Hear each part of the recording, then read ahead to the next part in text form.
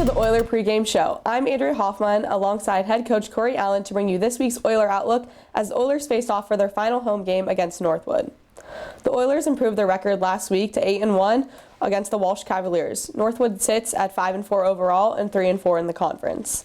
Looking back at last week's game, there was a bit of a struggle in the first half with opportunities to score, but you were ultimately able to get the ball in the end zone at some points. However, going into the second half of the game, you could see some adjustments were made. How do you think this talks about the coachability of your players this season?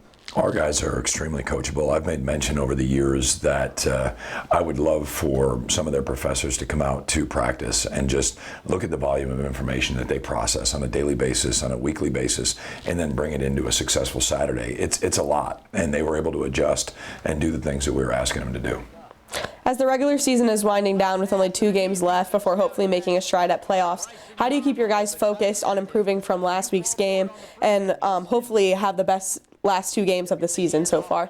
Yeah, if we need to worry about keeping them focused, then our team isn't where they need to be at this point in the year. I think that our program is a 365-day-a-year program. There's a culture that's been built and established here. They understand that we want to do hard things and we want to stay in the fight, and that's not just a Saturdays in the fall thing. That's something we talk about all year. So at this point in time, it's about having your culture and your team take over this late in the year. Last week we saw a lot more of the Oilers on the ground with some great plays by Jaden Farmer and Micaiah Matthews. How do you think having such proficient scorers helps your team be successful against different defenses? Well, I think you never want to be one-dimensional from an offensive perspective. You want to have the ability to run and throw the ball equally well, and we're certainly very fortunate to have a group of receivers that are capable from scoring in anywhere on the field and a quarterback that can deliver.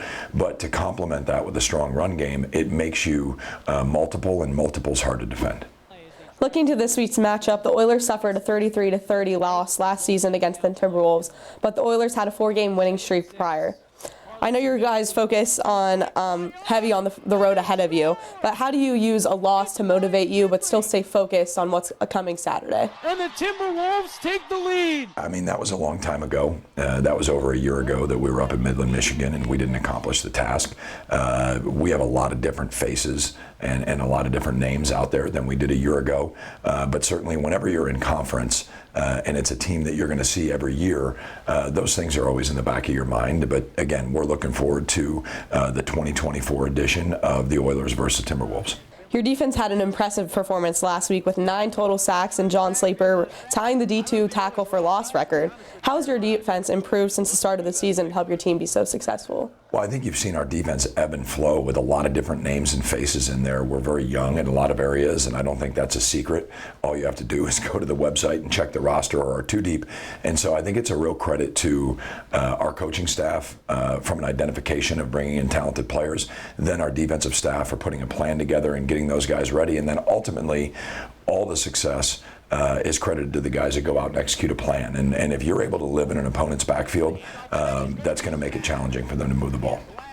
The Oilers moved back into 24th in the AFCA national poll rankings, and sometimes rankings can cause players to lose sight of what's ahead of them. But how does the standards of your team help them stay focused into the game? I can tell you that we haven't talked about that one time this week. I think those are the opinions of others and the opinions that matter. Practice every day on Champions Field.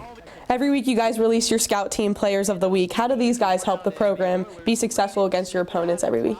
Well, I think that there's, like anything, whether it's a production group that's putting on a live broadcast or whether it's a restaurant, it's not just the waiters and the servers, it's the people in the kitchen, it's the cooks. It takes everybody to do a job. And so for us, there's so many guys in the behind the scenes, as we say, that are helping us to play winning football on Saturday, giving the look that we need to give, giving great effort, and allowing us to continue to improve and get better. So we want to recognize those guys. We don't name players of the week, offense, defense, and special teams on Saturday.